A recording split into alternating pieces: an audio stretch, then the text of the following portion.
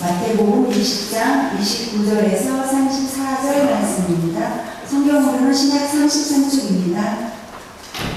그들이 여리고에서 떠나갈 때에 큰 무리가 예수를 따르더라. 맹인 두 사람이 길가에 앉았다가 예수께서 지나가시는 함을 듣고 소리질러 이르되 주여 우리를 불쌍히 여기소서. 다윗의 자손이여 하니 우리가 꾸짖어 잠잠하라 하되 더욱 소리질러 이르되 주여 우리를 불쌍히 여기소서. 다윗의 자손이여 하는지라.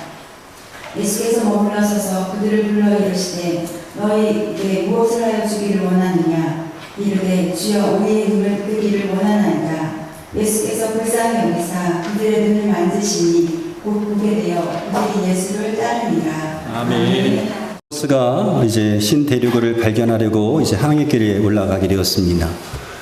오랜 시간 동안 항해를 했지만 땅은 대륙은 보이지 않았습니다. 그러자 선원들은 배 안에 타고 있었던 선원들은 점점 지쳐가게 되었고 또 초조해지기 시작했습니다. 그러면서 한두 명씩 이제 불만을 터뜨리기 시작합니다. 그러자 갑자기 배 안의 분위기가 갑자기 험악해지기 시작했습니다. 자칫 잘못하다가는 배 안에 이제 그 선원들 인해서 폭동이 일어날 그런 기세였습니다. 그런데 어느 날 이 콜럼버스가 이제 앞편에 가보니까 바다에 해초가 떠 있는 것을 보게 되었습니다. 콜럼버스가 그 해초를 이제 뜯어다가 이제 선원들에게 보이면서 이렇게 말을 하죠. 이 해초가 있다는 것은 이 부근에 육지가 있다는 증거요. 그러니 고통스럽더라도 힘들더라도 조금만 참으시오라고 이야기를 합니다. 이 말에 폭발 직전이었던 선원들은 이제 진정하게 되었고 그리고 신대륙을 이제 발견하게 되었습니다. 무심코 지나쳐 버릴 수 있었던 해수 하나가 그 배 안에 있는 분위기를 바꿀 수 있는 좋은 기회가 되었다라고 하는 거죠. 사람들은 살아가면서 여러 번의 기회를 이제 만나게 됩니다. 그런데 그 기회가 왔을 때에 그 기회는 아무나 잡는 것이 아니라고 하는 거죠. 그 삶의 목적을 늘 생각하고 준비한 사람만이 기회를 잡을 수 있습니다. 그래서 엄밀히 말하면 기회는 복권이 아닙니다. 기회는 투자이고 기회는 인내의 결실이다라고 말할 수가 있습니다. 어떤 사람들은 그렇게 말을 합니다. 내 인생에서 난 기회를 한 번도 내가 없었다. 나에게는 기회가 한 번도 없었다라고 말하기도 합니다. 그러나 기회가 없었던 것이 아닙니다. 기회는 늘 있었는데 그 기회가 왔음에도 불구하고 그것이 기회인지 몰랐기 때문에 그렇습니다. 기회임에도 불구하고 기회인지 모르기 때문에 그 기회를 무심코 지나섰을 이제 뿐이죠. 지금 이 순간에도 우리의 삶 구석구석에게는 우리의 삶을 보다 더 윤택하게 할 수 있는 그런 기회들이 있습니다. 곳곳에 수많은 기회가 숨어 있습니다. 하나님께서 우리의 삶을 복되게 하시기 위해서 기회를 주시기 때문에 그렇지요. 하나님께서 우리 가운데 숨겨두셨던 이 기회, 이 복된 기회를 우리가 잡아야 합니다. 오늘 우리가 읽었던 이 성경에는 그 기회를 잡음을 통해서 운명을 바꾼 사람들의 이야기가 등장합니다. 두 맹인이었습니다. 이들은 태어날 때부터 맹인이었습니다. 여러분, 장애를 가지고 태어난다는 것은 정말로 힘들고 어려운 일입니다. 그리고 그 장애뿐만 아니라 그 장애가 있기 때문에 앞으로 겪어야 될 그 아픔이 더 이제 큽니다. 정신적으로, 육체적으로, 영적으로 고통을 받고 살아왔습니다. 그리고 그 장애 때문에 이 두 시각 장애인은 자기들의 많은 것들을 이제 포기해야만 했습니다. 그리고 그 장애로 말미암아서 그들이 할 수 있었던 것은 없었습니다. 그들이 할 수 있었던 유일한 것이 있었다고 한다면 국어라는 일이었습니다. 길가에 앉아서 국어라는 것이었습니다. 한마디로 말해서 그들의 인생은 버려진 인생이었고 우울하고 암울하고 불행한 인생이었다라고 보였습니다. 그런데 그들의 이와 같은 인생을 바꿀 만한 소리를 그들이 듣게 됩니다. 그들은 예수님이라는 이야기를 듣기 시작합니다. 예수님께서 맹인의 눈을 뜨게 하신다, 이 소식을 듣게 됩니다. 예수님께서 어떤 사람의 병도 고치신다, 그런 이야기도 듣습니다. 예수님이라는 분이 오셔서 모든 사람의 죄를 용서한다라는 소리를 듣게 됩니다. 그리고 예수님에 대한 이야기를 들으면 들을수록 그에게는 예수님에 대한 믿음이 생기게 되었고 이 믿음이 생기니까 그의 마음속에는 소망이 또 생기게 됩니다. 그래서 이렇게 생각을 하는 거죠. 나도 예수님을 만나기만 하면 나도 눈을 뜰 수 있겠구나. 나도 예수님을 만나기만 한다면 나도 눈을 뜰 수 있겠구나.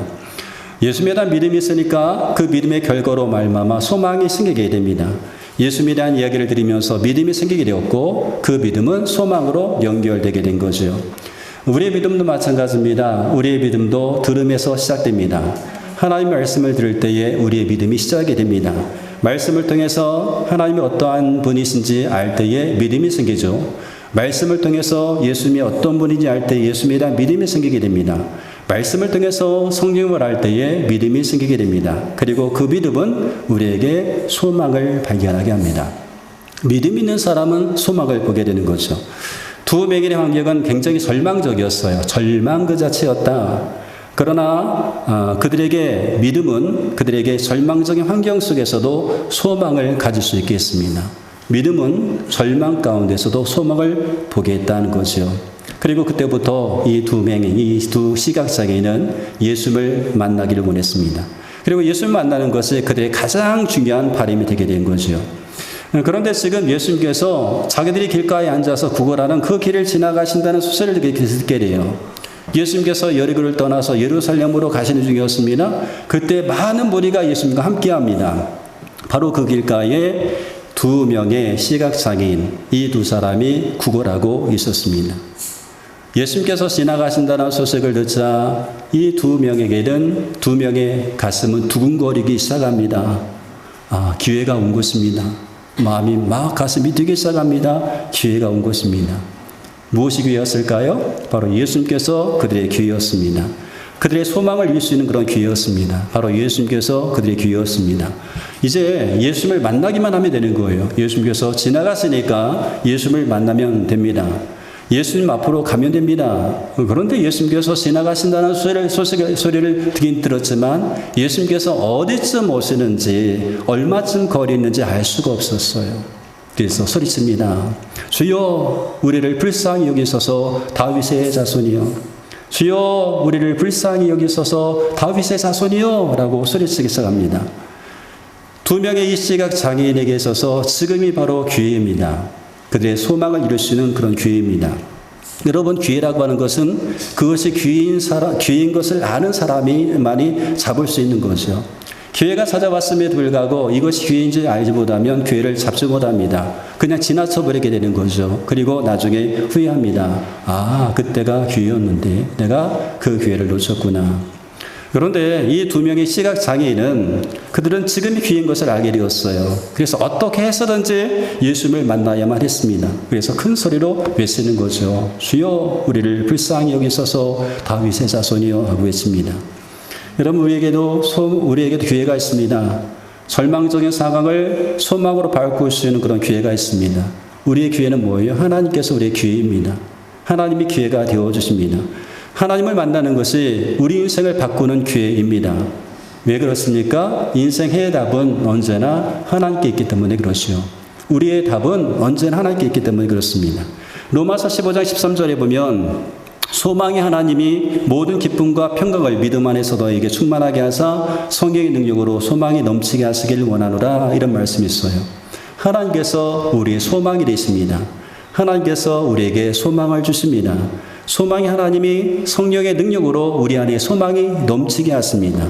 그러므로 소망이 하나님께 가까이 하는 사람에게 소망이 생기는 거죠. 그리고 하나님은 그 소망을 이루어 주십니다. 무엇을 하든지 어디에 있든지. 그래서 하나님과 함께하는 사람이 형통한 삶을 살게 되는 겁니다. 하나님을 떠나서는 어떤 수고도 헛될 뿐입니다. 그러므로 모든 복 중에 가장 큰 복이 있다라고 한다면 하나님과 함께하는 복입니다. 그것이 우리 가운데 축복이라고 할 수가 있겠지요. 그러므로 우리는 하나님과 함께하는 그런 기회를 만들어야 돼요. 하나님과 함께할 수 있는 그런 기회를 만들어 가야 됩니다. 하나님을 가까이 하고 하나님께 기도하고 하나님의 말씀을 들으면서 하나님을 가까이 하는 그런 기회를 우리가 만들어 가야 됩니다. 이 두 명의 시각장애인에게 있어서 예수님이 기회였어요. 예수님은 그들의 소망을 이룰 수 있는 유일한 분이었습니다. 그래서 그 주님께 부르짖었어요. 기회임을 알았기 때문에 부르짖었습니다. 간절하게 부르짖었습니다. 목이 터져라고 부르짖었습니다. 주여 우리를 불쌍히 여기소서 다윗의 자손이여. 그런데 주변 사람들의 반응은 굉장히 냉담합니다. 주변 사람들의 반응은 너무나 차가웠습니다. 이 두 명의 시각장애인은 너무나 간절해서 주님을 불렀는데 그 주변의 사람들의 반응은 너무나 차가웠다는 거죠. 왜 그랬을까요? 이 두 명의 시각장애인의 그 아픔을 함께 느끼지 못합니다. 함께 공감하지 못합니다. 두 소경의 부르짖음은 그들의 갈급함을 표현할 수 있는 최선의 방법이었어요.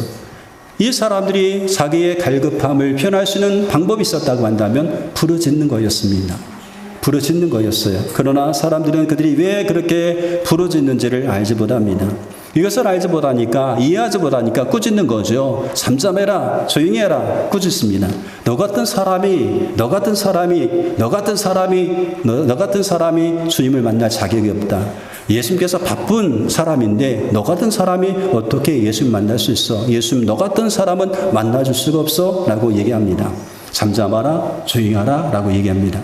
아무로 잠잠해라, 조용히 해라 라고 얘기했던 사람들 가운데서는 어쩌면 예수님을 위해서 그렇게 한다라고 생각했을 수 있는 그런 사람들이 있었을 거예요. 예수님을 위해서 그들을 잠잠히 시켰다라고 그렇게 이야기하는 사람도 있었을 것입니다. 그러나 그들은 주님의 마음을 아프게 하는 그런 일을 한 것입니다.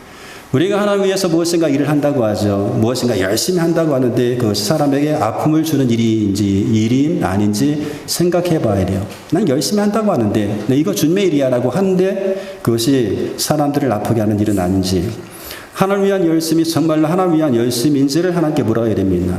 나의 열심이 하나님을 위한 열심으로 착각하고 있는 것은 아닌지도 생각해 볼 필요가 있습니다. 자, 하나님의 자녀는 하나님 앞에 자기 자신의 갈급함을 표현하는 방법이 있어요. 그리고 이 표현하는 방법은 서로 다 다릅니다. 어떤 사람은 큰 소리로 부르짖어서 나의 갈급함을 표현하는 분도 있어요. 어떤 분은요, 교회만 오면 눈물을 주르르 흘리면서 엉엉 우는 분도 있습니다. 왜 저렇게 울어? 라고 느낄 정도로 그렇게 표현하는 분도 있어요. 어떤 분은 가슴을 쥐어짜면서 아무 소리도 못 내면서 차마 소리 내지 못하면서 그렇게 표현하는 분도 있습니다.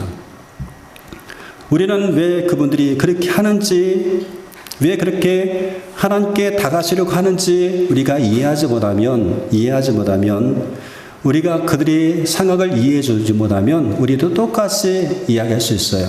왜 저렇게 떠들어? 왜 저렇게 울어? 기도하는 게 저게 뭐야? 라고 이야기할 수가 있겠죠.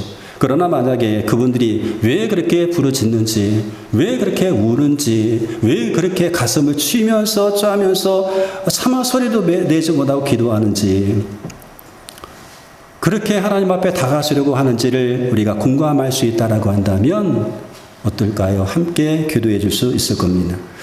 우리 서로의 영성의 색깔은 다릅니다. 모든 사람은 다 다르죠. 인정해야 이해할 수가 있게 되는 거죠. 그러나 우리는 할 수만 있다고 한다면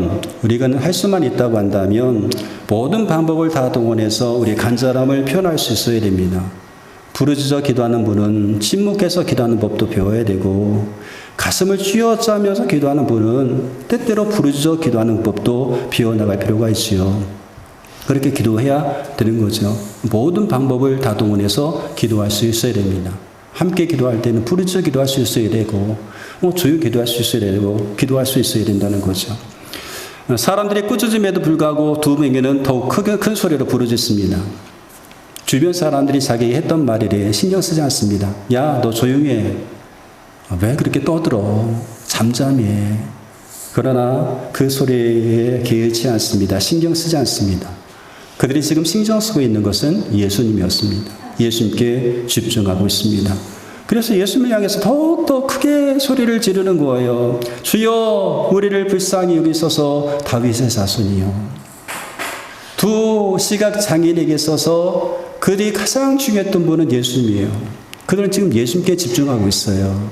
주변 사람들의 소리 그거 개의치 않습니다. 정말 중요한 것이 무엇인지 알았거든요. 그들의 인생에서 정말 중요한 분은 바로 예수님이었어요.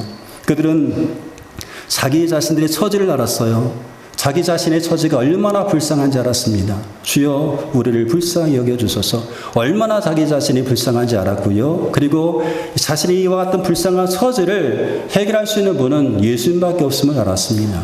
주여, 우리를 불쌍히 여기소서, 다윗의 자손이여 라고 부르짖는 거죠. 그들의 운명을 바꿀 수 있는 분은 오직 예수님밖에 없었습니다. 그래서 그 어떤 사람도 이 두 시각장애인의 간절함을 막을 수가 없었어요. 그 어떤 사람도 이 두 명의 부르짖음을 포기하게 할 수가 없었습니다. 시끄럽다, 조용히 해라, 너 같은 주제에 왜 소리를 치냐, 그 어떤 말도 그들의 외침을 막을 수가 없었습니다. 그래서 그들은 예수님을 향해서 부르짖기를 포기하지 않았어요. 조용히 해라, 잠잠하라, 포기할 수가 없었습니다. 이 두 사람은요, 더욱더 크게 소리를 치는 거예요. 주여, 우리를 불쌍히 여기소서, 다윗의 자손이요. 그리고 그들의 그 간절한 외침은 예수님의 발걸음을 멈추게 합니다. 예수님은 그들의 외침을 들으시고 가던 길을 멈추셨습니다. 그리고 그들을 부르셨습니다. 기회가 찾아왔습니다. 예수님을 만날 수 있는 그런 기회였습니다. 근데 왜 사람들은 그 기회를 잡지 못합니까? 우리 하나님 앞에 왔습니다. 하나님 만날 수 있는 그런 기회가 찾아왔습니다. 근데 왜 우리는 그 기회를 잡지 못합니까? 너무나 쉽게 포기하기 때문에 그렇습니다. 쉽게 포기하는 거예요. 그래서 기회는 선택입니다. 우리에게 준 기회를 잡는 것을 포기하지 않는 선택을 우리가 해야 되는 거죠. 우리는 포기하지 않고 기회를 잡는 것을 선택해야 됩니다. 기회는 선택입니다. 포기하지 않으면 됩니다. 마태복음 15장 21절로 27절에 보면 예수님께서 두로와 시돈 지방으로 가셨을 때에 가나안 여인이 예수님 앞에 찾아와서 간구하는 내용이 있습니다. 이 여인이 예수님을 향해서 소리를 지르죠. 다윗의 자손이여 나를 불쌍히 여기소서 내 딸이 흉악하게 귀신 들렸나이다. 그런데 예수님은 아무 말씀도 하지 않으셔요. 그리고 예수님께서 이방인과는 상관이 없는 것처럼 말씀하십니다. 나는 이스라엘 땅 외에는 이스라엘 집에 잃어버린 양 외에는 다른 데로 보내심을 받지 아니하였노라. 그럼에도 불구하고 그 여인은 포기하지 않습니다. 주님께 매달립니다. 주여 그래도 저를 도와주옵소서. 예수님께서 말씀하시죠. 자녀의 떡을 취하여서 개들에게 던짐이 마땅하지 않다. 그럼에도 불구하고 이 가나안 여인은 포기하지 않습니다. 예수 믿었습니다. 모든 은혜가 예수님을 통해서 옴을 그는 알았습니다. 그래서 부스럭이라도 줬사오니 부스럭이 은혜라도 줬사오니 받기를 원했습니다. 여러분 부스럭이라도 은혜는 은혜입니다. 예수님은 이 여인이 포기하지 않는 그 믿음을 보시고 그 여인의 소원을 들어주셨습니다. 누가복음 5장에 보면 중풍병자와 4명의 친구 이야기가 나오잖아요.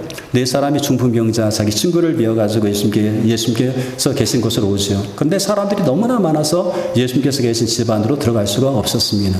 그때 이 친구들이 어떻게 합니까? 포기했습니까? 포기하지 않았습니다. 예수님 만나기 위해서 지붕 위로 올라가서 지붕을 뜯어내고 그리고 자기 친구를 예수님 앞으로 내려놓습니다. 예수님께서 그들의 행동을 외면치 않으시고 중풍병자를 고치셨죠. 하나님은 우리의 간구가 거절당한 것처럼 보일 때에도 낙심하지 않고 계속해서 매달리기를 원하십니다. 내가 하나님 앞에 기도했는데 거절된 것처럼 느낄 때에도 그럴 때에도 포기하지 않고 계속해서 매달리기를 원하십니다. 그것이 바로 우리가 취해야 될 자세라고 할 수가 있겠죠. 여러분 포기하지 마십시오. 포기하지 말고 계속해서 기도하세요. 기도가 더디게 응답된다고 여기시면서 실망하지 마시고 계속 간구하시기 바랍니다. 그러면 하나님은 필요한 시간에 우리의 필요를 채워주십니다. 두 맹인이 가까이 오자 예수님께서 물으시죠. 너에게 무엇을 하여 주기를 원하느냐? 주여 우리 눈뜨기를 원합니다. 너에게 무엇을 하여 주기를 원하느냐? 주여 눈뜨기를 원합니다. 그들의 소원이었어요. 그들은 자신들이 무엇을 원하는지 분명히 알고 있었어요. 무엇을 구해야 될지를 분명히 알고 있었습니다. 자기 자신들이 정말로 필요한 것이 무엇인지 분명히 알고 있었다는 거죠. 내가 원하는 것이 무엇인지 정확하게 알고 있었어요. 너에게 무엇을 하여 주기를 원하느냐? 주여 우리 눈뜨기를 원합니다. 하나님께서 솔로몬에게 나타나셔서 똑같이 질문을 하시죠. 내가 너한테 무엇을 해주기를 원하느냐? 라고 물으십니다. 그때도 솔로몬은 망설이지 않았습니다. 망설이지 않았어요. 솔로몬은 하나님의 백성을 잘 다스릴 지혜를 구했습니다. 예수님께서 오늘 우리 가운데 오셔서 우리 가운데 동일하게 물으실 거예요. 너에게 무엇을 하여 주기를 원하느냐? 뭐 원하느냐? 그때 우리 가운데 분명한 소원이 있는가라고 하는 거죠. 우리가 정말로 무엇을 원하고 있는지 정확하게 알고 있는가라고 하는 겁니다. 구체적으로 구할 소원을 우리가 가지고 있어야 되죠. 맹인들은 말합니다. 주여 우리의 눈뜨기를 원합니다. 예수님께서 그들을 불쌍히 여기시고 그들의 눈을 만져주시고 그들을 보게 하셨습니다. 그리고 그들은 예수님을 따르게 되었습니다. 오늘 우리에게 기회가 있어요. 우리 인생을 새롭게 할 수 있는 그런 기회가 왔습니다. 예수님을 만나는 것입니다. 예수님을 나의 삶의 구주로 영접하는 겁니다. 아직까지 정말로 예수님께서 나의 삶의 구주가 되시는지를 모른다고 한다면 이 시간 다시 한번 예수님을 영접하는 거죠. 예수님은 나의 삶의 구원자이시고 나의 삶의 구주이십니다. 구원자로 영접할 수 있는 그런 기회가 찾아왔습니다. 그리고 또한 하나님의 축복하는 자녀로 살아갈 수 있는 그런 기회가 우리 가운데 있습니다. 오늘 우리에게는 기회가 있습니다. 우리에게 소망을 주시고 소망을 이루게 하시는 하나님을 만날 수 있는 그런 기회가 우리 가운데 있습니다. 우리 인생 해답은 오직 하나님께 있습니다. 하나님께서 우리의 기회가 되시는 거죠. 하나님 우리를 위로해 주십니다. 하나님 우리를 인도해 주십니다. 하나님 우리의 삶의 거친 풍랑을 잔잔하게 해주십니다. 하나님은 우리의 병을 고쳐주십니다. 하나님 우리의 안식처가 되어주십니다. 하나님은 우리에게 은혜와 평강을 주십니다. 그러므로 하나님을 만나는 것이 우리 가운데 기회입니다. 오늘 이 기회를 하나님께서 우리 가운데 허락하신 거죠. 그래서 우리가 함께 하나님을 향해서 부르짖어 기도할 수 있어요. 주여 우리를 불쌍히 여겨주셔서 주변의 환경이 아니라 하나님께 집중하면서 하나님 앞에 우리가 기도할 수가 있습니다. 내 앞뒤 사람에게 신경 쓰는 것이 아니라 하나님께 집중하면서 우리가 부르짖어 기도할 수 있습니다. 그래서 오늘 이 시간 우리가 하나님 앞에 부르짖어 기도하고 하나님 만나서 소원을 이루는 그런 기회를 우리가 만들어갈 수가 있는 거죠. 하나님께서 우리 가운데 기회를 주셨습니다. 하나님 만나시는 그런 기회, 예수 만나시는 그런 기회를 주셨습니다. 이 기회를 놓치지 마시고 그 기회를 잡아서 우리의 삶을 바꾸는 그런 좋은 일로 삼으시기를 주의 이름으로 축원드리겠습니다.